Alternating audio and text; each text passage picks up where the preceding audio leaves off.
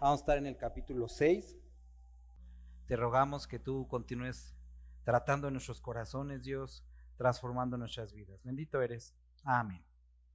Pues vamos a comenzar, hermanos.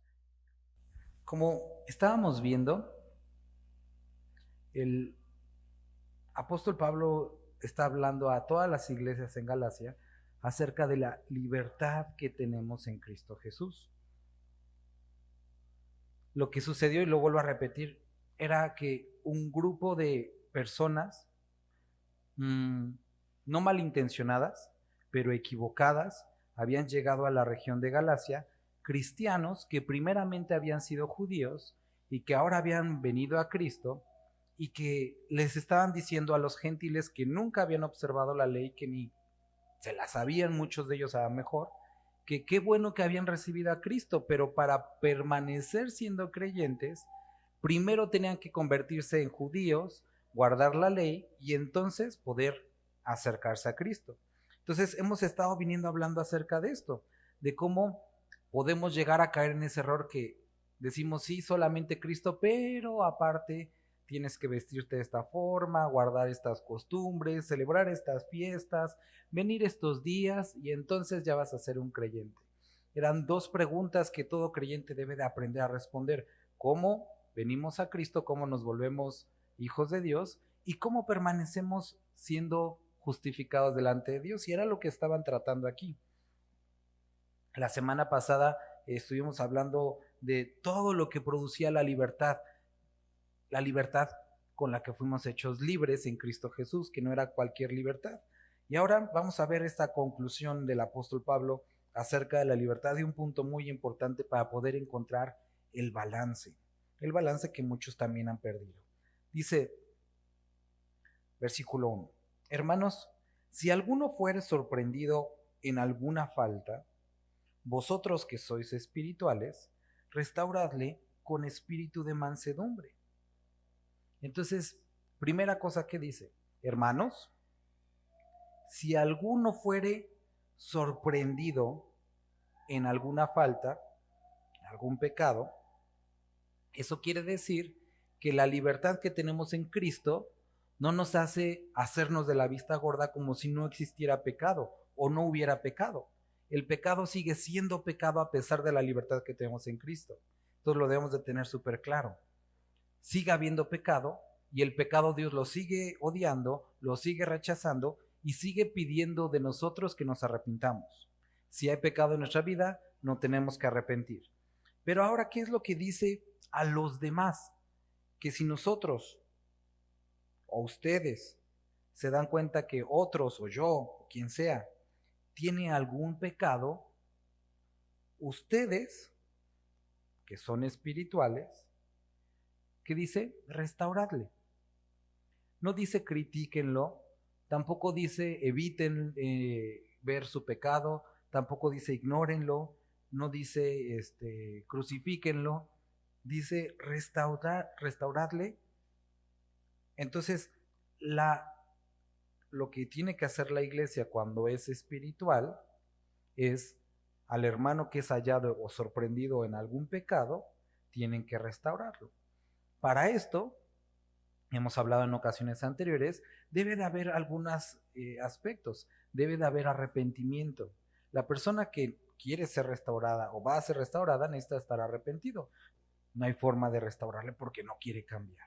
No está hablando de alguien que se ha vuelto necio y que ha dicho, así quiero vivir. No, está hablando de aquel que quiere arrepentirse. Entonces lo que los demás deben de hacer es restaurarle. Es decir, que vuelva a su estado original donde anteriormente estaba. Dice, con espíritu de mansedumbre. El espíritu de mansedumbre quiere decir fuerza o poder bajo control. Es decir, tú podrías hacer muchas cosas, decir muchas cosas, pero sometes ese poder y esa fuerza bajo el dominio de Dios. Siempre uso este ejemplo porque me gusta mucho, es con los caballos. Dependiendo del caballo que tú veas, pues un animal entre unos 800 a más kilos de peso, Pero ese animalote con las patas, la fuerza, el vigor que tiene, lo puedes controlar con una rienda. Una simple rienda puede mantener bajo control todo ese poder. Y eso es la mansedumbre, poder bajo control. Restaurable con espíritu de mansedumbre, considerándote a ti mismo, no sea que tú también seas tentado. ¿Qué? La iglesia, debido a la libertad que tenemos en Cristo Jesús, debería de ser el lugar donde las personas se sienten más libres para amar, para estar, para convivir.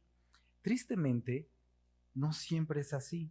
Muchas personas cuando piensan en una iglesia, piensan en un lugar que los van a criticar, que los van a juzgar, que les van a prohibir, que les van a decir, es que se ve muy feo tu cabello, es que lo tienes muy largo. Cuando de lo que hemos estado hablando es que es Cristo y ya. Que las cosas exteriores no significan nada si el corazón está apartado. Entonces, hablando de esa libertad, las personas que llegan a pecar dentro de la iglesia, los demás, la labor de amor para poder conservar este estado de libertad es ir y ayudarlos en este proceso de restauración. No de criticar, no de juzgar, sino de restaurarles. ¿Cuál es una de las características que debe de incluir esto? Personas espirituales. Las personas carnales chismean, juzgan, apedrean, separan. Eso es lo que haría unas personas o una iglesia carnal. A alguien espiritual pasaría a través de este proceso. ¿Sale? Entonces, hermanos, necesitamos pensar, porque Dios nos está diciendo esto a nosotros. No estés pensando como que, ay, sí, los de esa iglesia. Piensa en nosotros. ¿Hay pecado entre nosotros? No, hermanos, ¿qué pasa? No, pues sí, dice la Biblia que si decimos que no tenemos pecado, somos mentirosos. Ahora, no está hablando de algo que vuelvo a decir, que estás en una necedad, sino que alguien fue sorprendido en algún pecado. Eso quiere decir, vamos a describirlo muy bien, eso quiere decir alguien que lo estaba cometiendo y le cayeron en el momento, ¿no? Entonces, no es una persona también que dijo, no, es que ya me arrepentí, sino que le cayeron en el momento. Entonces, es también un tipo de pecado que merece o implica un proceso de restauración. No es, no sé, el hermano que, no sé, mejor ni doy ejemplos de eso, pero es un pecado que necesita un proceso de restauración. Necesita personas espirituales. Personas, y aquí nos dice otra cosa, que no se jacten de decir, ay, es que nosotros te vamos a restaurar porque somos muy buenos. No, sino que tengan presente que ellos mismos podrían estar en la misma situación, que ellos mismos posiblemente ya pasaron por ahí y podrían pasar por ahí si no perseveran en Dios. Esto es lo que la iglesia debe de hacer cuando salimos a evangelizar, cuando convivimos entre nosotros, saber que no eres mucho mejor que el otro hermano, que los mismos padecimientos que le está pasando, pudieras estarlos pasando tú, porque somos seres humanos falibles. Entonces esto es lo que describe, considerándote a ti mismo, no sea que tú también seas tentado. Entonces habla de una consideración por el pecado de los demás. No es justificarlo, no es apapacharlo, sino es saber que todos podemos caer, todos estamos susceptibles al pecado y por lo tanto lo tratas, lo cuidas, lo ayudas con el amor como a ti te gustaría que te cuidaran, te ayudaran, te guiaran. Y eso es lo que está describiendo aquí.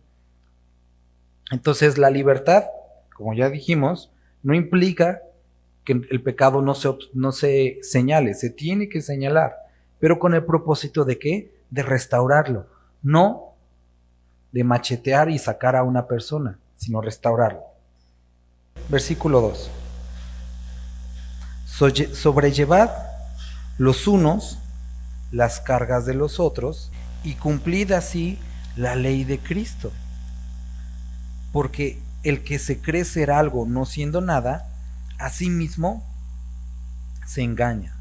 Entonces, la palabra también nos menciona en esta conclusión que la labor que tenemos entre nosotros es poder ayudarnos en nuestros problemas, en nuestras aflicciones en cualquier cosa que consideremos o lleguemos a considerar como una carga. Esa es la labor de los hermanos. Y dice, porque el que se cree ser algo, no siendo nada, a sí mismo se engaña. Habla de lo siguiente: cuando tú ves a una persona y dices, ay, chillona, si fuera yo, mira, estaría así como si nada. Puede ser que sí, pero al hermano o a la hermana es una carga.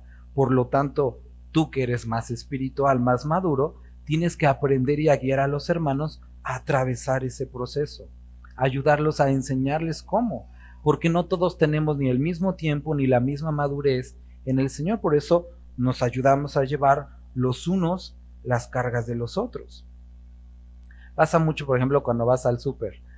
Bueno, antes, ahorita ya no te dan bolsas. Bueno, antes pasaba que salías del súper y a lo mejor tus hijos te querían ayudar, ¿no? Y ahí iban arrastrando y apenas podían. Y entonces tú, que tenías más fuerza, pues le hacías a ellos como que iban cargando, pero no iban cargando, ¿no? Eso es lo que debemos y podemos hacer entre nosotros. Que aquello que para los demás sea una carga, ayudarlos a sobrellevarlo. Y dice que si tú te crees algo pensando que tú ya no estás como para estar soportando a débiles en la fe, chamacos, dice, a ti mismo te estás engañando. Te estás engañando acerca de quién eres, acerca de lo cual es tu propósito, acerca de lo que deberías de estar haciendo. Estás cayendo en una posición peligrosa. Dice, porque el que se cree ser algo, no siendo nada, a sí mismo se engaña. Así que cada uno someta a prueba su propia obra, y entonces tendrá motivo de gloriarse solo de respecto de sí mismo y no en otro.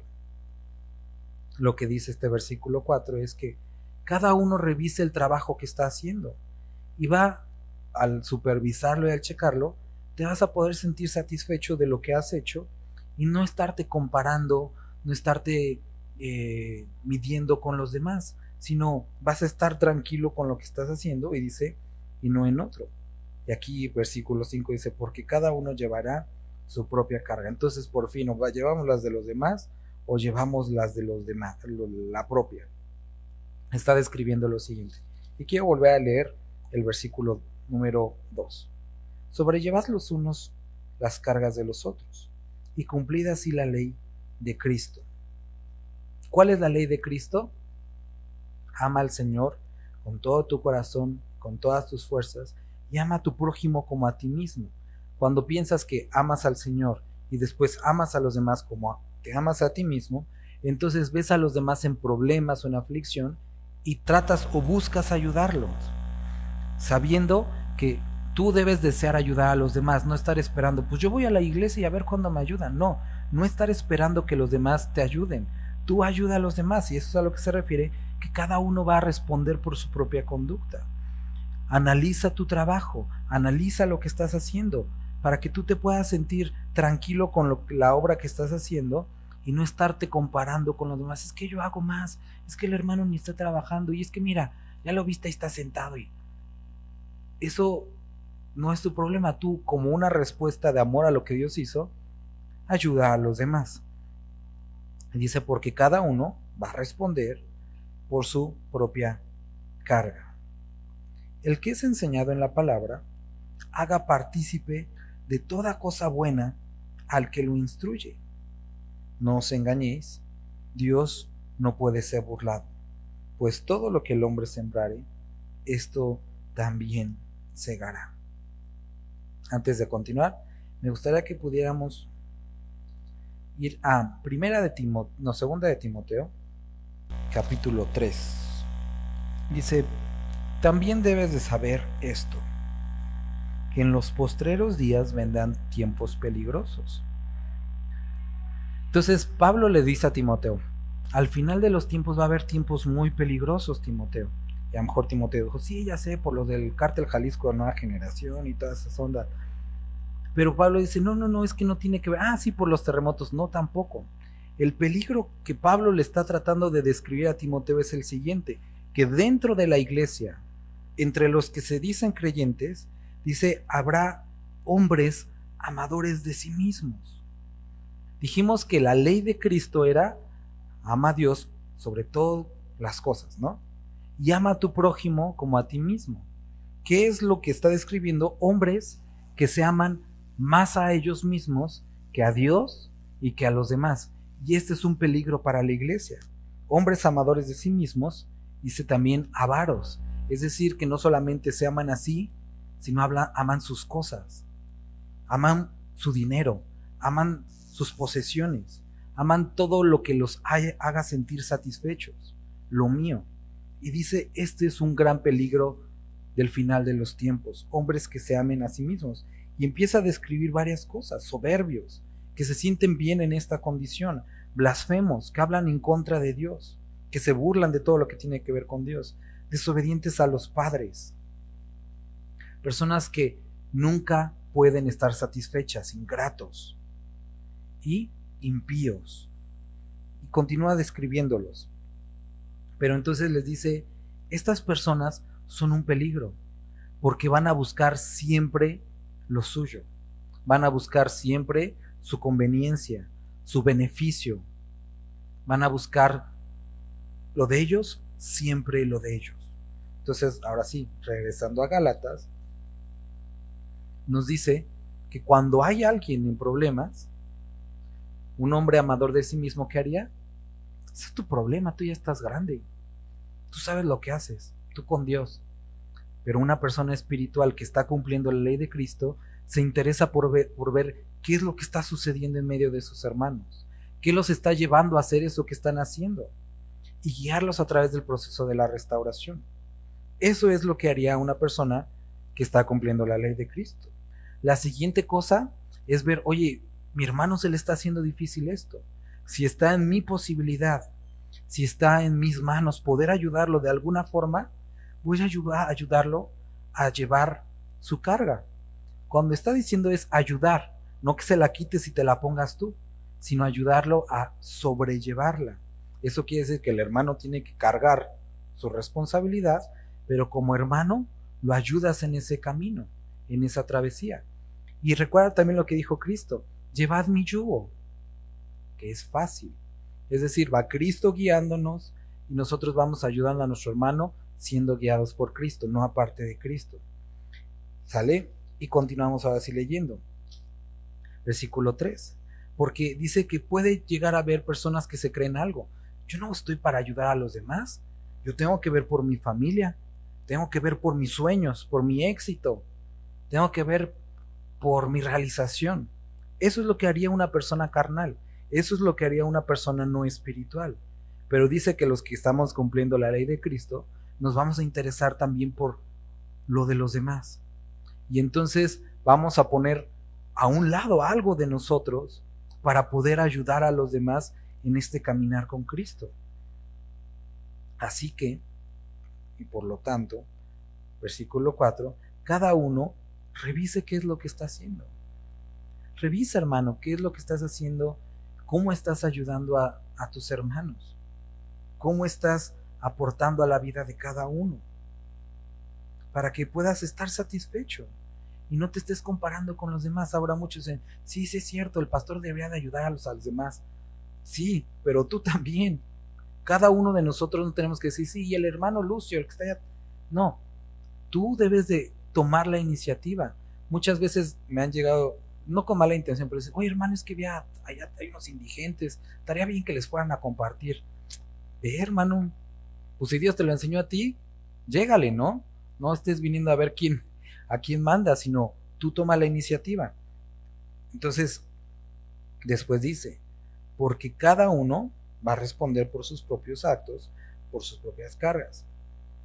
Entonces, está describiendo primero esta condición. Versículo 6.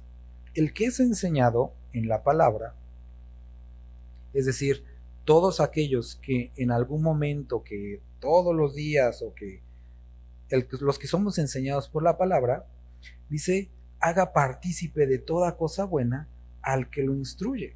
Ahora, quiero que podamos ver a profundidad este versículo.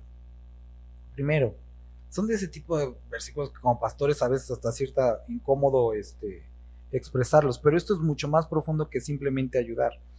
Dice que los que están siendo instruidos deberían, así como habla de sobrellevar las cargas, dice hacer partícipe, es decir, apoyar al que lo está enseñando de toda cosa buena. Y dice al que lo instruye. Entonces, la iglesia, todos los que en algún momento somos enseñados por alguien, necesitamos apoyar, participar con el que nos enseña con toda cosa buena. Ayudarlo, dice, es un tipo de ayuda económica. Ahora, este versículo no es simplemente para ocuparlo cuando el pastor o el que enseña no tiene dinero, no. Quiero que puedas ver que para llegar a este punto debes de considerar la palabra como algo de valor, como para poder poner aquello que es más difícil para el ser humano, tus recursos. No se trata simplemente de ver a una persona, y no te asustes, no vamos a poner canastas para una ofrenda especial ni nada así. Quiero que puedas ver que, por ejemplo, cuando tú vas, no sé, y compras un auto, tú lo compras porque lo consideras como algo de valor y que te va a ayudar para cierta tarea. Cuando contratas un servicio, pagas porque lo consideras de cierto valor. Y aquel que invierte también en el reino es porque ha considerado esto como algo valioso o más valioso como para poder poner incluso tu economía en esto. Entonces, por eso Pablo lo inserta aquí, porque está hablando y va a hablar a partir de aquí del ser o de buscar las cosas espirituales. Entonces, el que es enseñado en la palabra haga partícipe de toda cosa buena al que lo instruye, es algo bíblico. Versículo 7. No te engañes. Dios no puede ser burlado.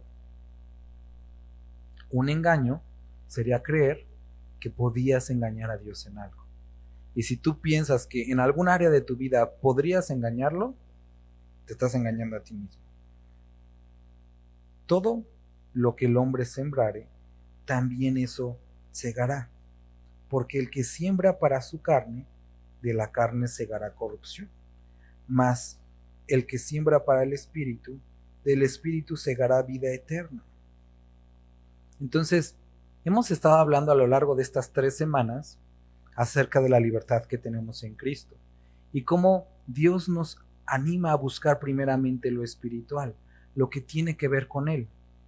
Tocamos a lo largo de estas 3 semanas algunos temas que vi los ojos de muchos, como que se les hicieron medio raros.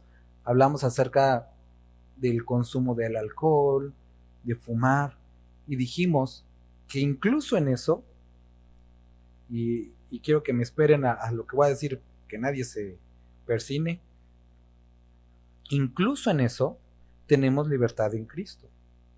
No estamos motivando a nadie a tomar, a nadie a fumar, ni nada de estas cosas.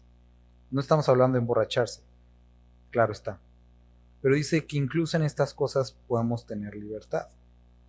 Ahora, Pablo por eso termina con esto para encontrar el balance. Dice, no te engañes.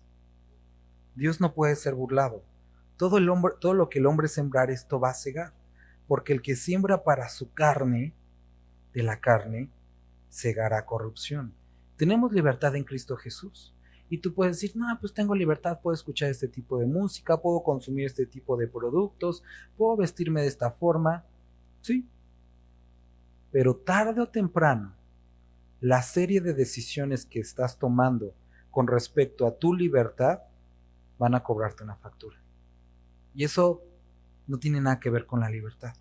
Eso lo tenemos que saber. Ahora, también tienes que entender de este ejemplo que cuando tú siembras, si te quedaste impresionado por los videos de YouTube que ponen un hueso de aguacate y ya tienen 2 meses así su arbolote y lo haces, si tú siembras tu hueso de aguacate y tú después de 3 meses cuando ya sales dices, híjole, ojalá saliera una naranja, no va a salir naranja, es aguacate. Y por más que lo desees, ya está sembrado y el fruto va a ser aguacate, solamente eso. Entonces, las decisiones que tomamos día a día, a pesar de que tenemos libertad en Cristo Jesús, va a haber el momento que traigan un fruto y el fruto no lo puedes evitar porque ya está sembrado. Puedes volver a sembrar otro y esperar a que ese nuevo salga, pero el que ya sembraste lo vas a recibir tarde o temprano. Por eso la palabra dice que seamos sabios en cómo utilizamos esta libertad que tenemos en Cristo Jesús. Y que si basados o justificados en esta libertad estamos sembrando para nuestra carne, tarde o temprano vas a cosechar cosas relacionadas con la carne. Si tú dices, no, es que yo tengo libertad, sí, hermano, pero la libertad no fue para poder hacer lo que quieras, como dijimos, sino para poder alabar a Dios libremente, para poder amar libremente, para poder ser libre de ti mismo, libre de tus prejuicios, libre de tu pecado, libre de ti, y para poder adorar a Dios. Sí, puedes utilizar esa libertad no para pecar, sino para hacer cosas que no tienen impacto negativo. Pero si siguen siendo de este mundo, si siguen siendo carnales, si siguen siendo o alimentan tu ego, tarde o temprano vas a recibir ese fruto. Ayer hablábamos con los hermanos ahorita. Vamos a regresar a Timoteo para que nos quede esto mucho más claro. Timoteo capítulo 2.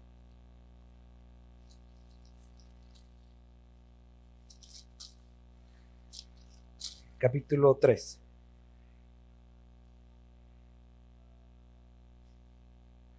Nos quedamos en el versículo 3. Dice, estas personas sin afecto natural, implacables, calumniadores, intemperantes, crueles, aborrecedores de lo bueno, traidores, impetuosos, infatuados, amadores de los deleites más que de Dios. Y van a tener apariencia de piedad, pero van a negar la eficacia de ella. A estos, dice la Biblia, evita. Porque de estos son los que se meten en las casas y llevan cautivas a las mujercillas cargadas de pecados y arrastrados por diversas concupiscencias. Siempre están aprendiendo y nunca pueden llegar al conocimiento de la verdad. Entonces, describe a un cierto tipo de persona que es el ser creyente que tiene o vive de esta forma. Y ayer comentábamos y platicábamos, y bueno, ¿y qué de los pastores, de los creyentes que están viviendo hoy día así? Han perdido su salvación, Dios ya los dejó. Y hablábamos de lo siguiente: si tú dices, yo amo los deleites más que a Dios, me doy un rato chance y después me arrepiento. Pasan 6 meses y me doy otra vez chance y después me arrepiento. Pasan 6 meses y otra vez me doy chance y me vuelvo a arrepentir. Tarde o temprano, esa conducta, o demuestra que no, ni siquiera eres creyente, porque un creyente no actuaría de esa forma, o puede llegar el momento en el que el pecado te cautive de tal forma que nunca vuelvas. Y que te veas, después de un tiempo, tan alejado, tan apartado, y puedas morir en esa condición. Es decir, vas a cosechar el conjunto de tus decisiones tarde o temprano. Por eso la palabra dice, ve cómo decides, ve cómo siembras, en la carne o en el espíritu. Porque conocemos todos casos de personas que han estado como medio jugándole y que tarde o temprano esas decisiones se vuelven cada vez en un camino más alejado de Dios. Y conocemos casos de personas que hoy ya no están con Dios, porque cosecharon aquello que fueron sembrando. Entonces, tengamos cuidado, porque esta es una advertencia acerca de en qué estamos invirtiendo. Por ejemplo, ¿no? Con respecto de la ropa, que tenemos libertad, a Dios no le interesa eso. Pero si tu enfoque constantemente es en la moda, dices, no tiene nada de pecado, no tiene nada. Pero si eso es lo que cautiva tu mente, tu dinero, tu tiempo, puede ser que llegue el momento en el que eso sea un estorbo para que tú te acerques a Dios. Cosas tan simples como la comida, como la ropa, como los hobbies, como las pasiones, pueden alejarte de Dios. Entonces, ten cuidado. Y recuerda, el fruto, una vez que está sembrado, te lo vas a tener que comer. ¿Vale? Porque el que siembra para su carne, de la carne segará corrupción. Mas el que siembra para el Espíritu, del Espíritu segará vida eterna. Versículo 9. No nos cansemos, pues, de hacer el bien, porque a su tiempo segaremos si no desmayamos. Posiblemente en tu caminar con Cristo has llegado en el punto en el que dices, es que siempre estoy ayudando a los demás, sobrellevo las cargas de los demás, trato de restaurar a los demás, trato de sembrar en lo espiritual, pero siempre me encuentro con personas que se aprovechan de mí, que me quitan, que me critican. Y vamos a regresar otra vez a 2 Timoteo. Si has llegado a pensar eso, mira lo que Pablo le escribe a Timoteo. 2 Timoteo, capítulo 3, el mismo capítulo 3, versículo 13. Y también todos los que quieren vivir piadosamente en Cristo Jesús, ¿qué dice? Padecerán persecución. No podrían, o posiblemente, sino tienes que dar por hecho que va a ser difícil.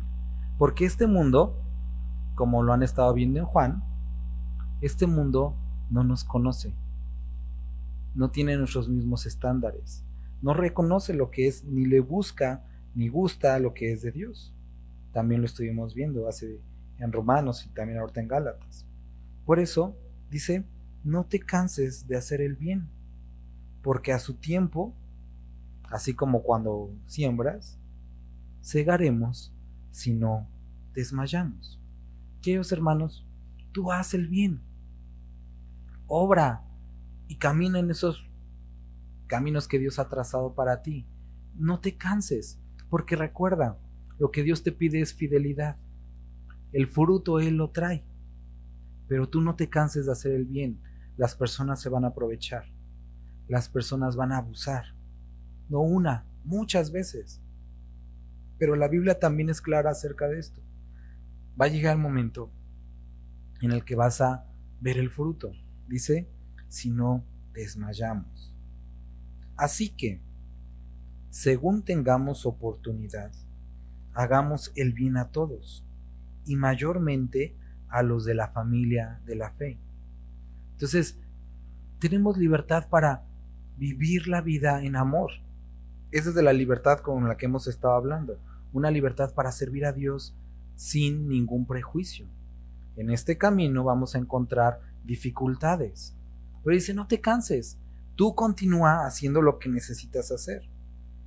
Y dice, según tengas oportunidad. Tampoco esto es algo para que te cargues.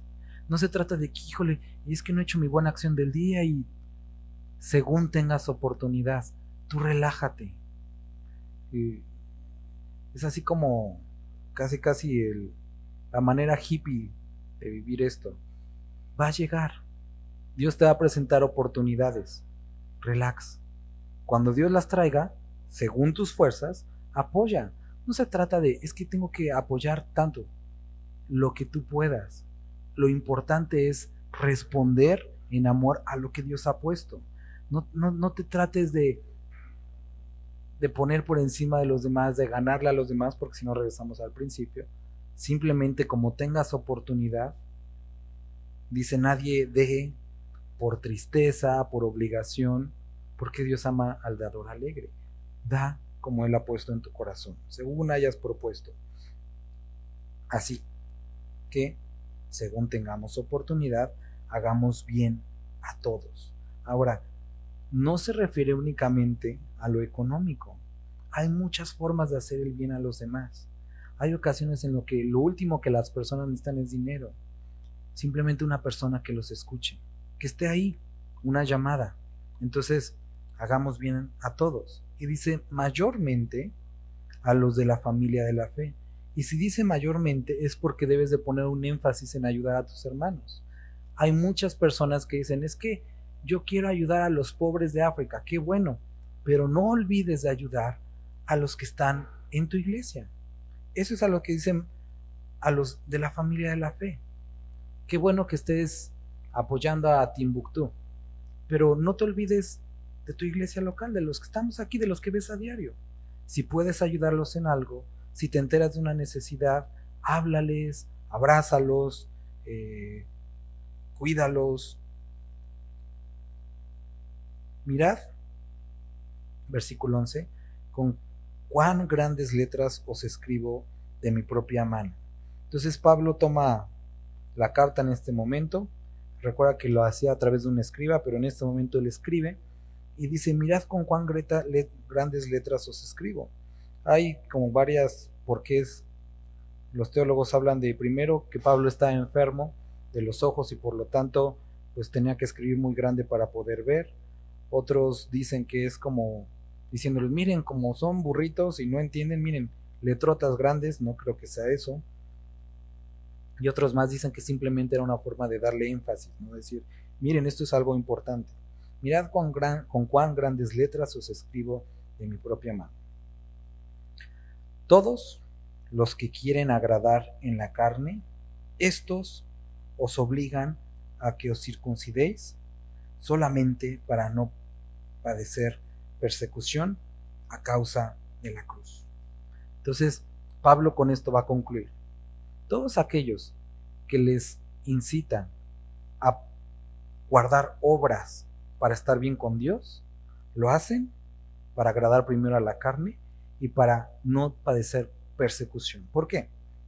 Que dice a causa de la cruz. Cuando tú les dices, en ese tiempo el judaísmo era una religión aceptada y aprobada por Roma, pero el cristianismo sufría persecución. Si ellos les decían a los romanos, es que ellos sí son cristianos, pero están guardando la ley judía, entonces no había bronca. Pero si era únicamente cristianismo, entonces sufrían persecución. Entonces cuando quitaban la cruz, no había persecución. Pero si quitas la cruz, ya no es el evangelio. Y es lo mismo que sucede el día de hoy. Cuando tú haces obras, las personas están bien con las buenas obras. Las personas están bien con la caridad. ¿A quién no le gusta la caridad? Pero cuando se trata de la cruz de Cristo, ahí es cuando las personas tienen problemas. Si quitamos la cruz de Cristo, entonces agradamos ahora al hombre. Y si agradamos al hombre, nos hemos desligado de Dios. Por eso es importante, por eso es tan peligroso los que quieren agradar a la carne y hacer obras para justificarse delante de Dios. Porque ni aun los mismos que se circuncidan guardan la ley, pero quieren que vosotros os circuncidéis para gloriarse en vuestra carne. Escribe que estas personas que te obligan a vestirte de cierta forma, a dar ciertas cuentas de algunas cosas, es simplemente para tener control de ti y decirle a los demás, mira cuántos adeptos tengo, mira cuántos congregantes, y hacen lo que yo les digo. Si les digo ven, vienen. Si les digo tengamos reunión, van a tener reunión. Miren cómo los tengo. Pero lejos esté de mí gloriarme en cualquier cosa de ustedes, sino en la cruz de nuestro Señor Jesucristo, por quien el mundo me es crucificado a mí y yo al mundo. Porque en Cristo Jesús ni la circuncisión vale nada, ni la incircuncisión, sino una nueva creación. Y todos los que anden conforme a esta regla, paz y misericordia sea a ellos y al Israel de Dios. Entonces Pablo termina diciendo, si tú te circuncidas, si tú te pones traje y corbata, si tú te sientas de un lado y de mujeres del otro, no te sirve de nada, y tampoco te sirve de nada sentarte todos revueltos, usar jeans. Eso no es lo que interesa, sino nuevas criaturas. Y tú puedes decir entonces que eres muy libre y ahora irte al otro extremo de la gracia y decir, es que yo soy libre y todo eso. Pero sigues sin ser una nueva criatura, sigues en las mismas. No hay diferencia. Porque la libertad que Cristo trajo no es para que pudiéramos romper los estereotipos, sino para que fuéramos nuevas criaturas. De eso se trata. Para que tengas la libertad de ser una nueva criatura. Para que no haya ningún impedimento. Para que no digas, es que por la ropa ya no pude ir a la iglesia. Para que no digas, es que porque la comida ya no pude ir a la iglesia. No. O porque la iglesia estaba muy lejos, ya no puedo ser creyente. No. La libertad en Cristo es para que sin ningún pretexto puedas acceder a Él. Por eso dice, ni la circuncisión ni la incircuncisión sirven de nada, sino que tú seas una nueva criatura. Entonces no eres mejor si comes carne, no eres mejor si no comes carne, no eres mejor si usas traje, no eres mejor si usas Bermudas. Haces lo que Dios pide cuando eres una nueva criatura. De eso se trata. Y eso debe ser el enfoque de cada uno de nosotros. Ser una nueva criatura. Y todos los que anden conforme a esta regla, ¿cuál regla? La que ya vimos, la ley del amor al Padre y a nuestro prójimo y la libertad en Cristo, paz y misericordia sean a ellos y al Israel de Dios. Este es el Israel de Dios, no el que guarda la ley, sino el que ha sido circuncidado en su corazón. Y entonces Pablo dice, de aquí en adelante, ya ni me vuelvan a decir nada de este tema, no me causen molestias porque, y aquí habrá un tema que podríamos invertir 3 semanas, yo traigo en mi cuerpo las marcas del Señor Jesús. Hermano, cuando lleguemos a su presencia, esto es obviamente metafórico, porque vamos a ser renovados, ¿no? Pero siempre lo he pensado de esta forma. Imagínate, vamos a llegar, va a estar por ejemplo Pablo, Pedro y todos ellos. A lo mejor te vas a sentar junto a él, ¿no? En las banquitas. Vas a ver a Pablo todo deforme, con las pedradas, un ojo más chiquito que otro. Y entonces te vas a decir, no, pues esto fue en Iconio, esto en Listra. Y cuando voltees a ver tu propio cuerpo, con manicure, pedicure, ropita hipster, tu cortecito bien, ¿qué va a traer vergüenza para tu vida? Ellos tenían las marcas del Evangelio en su propio cuerpo. Y eso es a lo que estaba diciendo. Ustedes pueden presumir de una marca de circuncisión, yo traigo una más grande que son las marcas de Cristo. En mi corazón, en mi cuerpo. He sufrido, he caminado. Y esto es el reto con el que termina Pablo para cada uno de nosotros. No es el buscar puntos o una estrellita en la frente con baba de la maestra, sino es que Cristo y el servir a Cristo marque nuestra vida de tal forma que no seamos los mismos. Que pase el tiempo y que las personas puedan decir, algo tienes diferente, ya no eres el mismo. No sé si, y sí pasa, no sé si te ha pasado que conoces a una persona y de repente se va a hacer un viaje. Y cuando regresan las personas que viajan por varias partes, cambia mucho la perspectiva. Si tú vives con una persona aquí, de repente no sé, se va a vivir a otro lugar, regresa, cambia mucho la forma de ser. Cambia su vida, cambia su vocabulario. Y esto es lo que debe pasar cuando andamos en Cristo.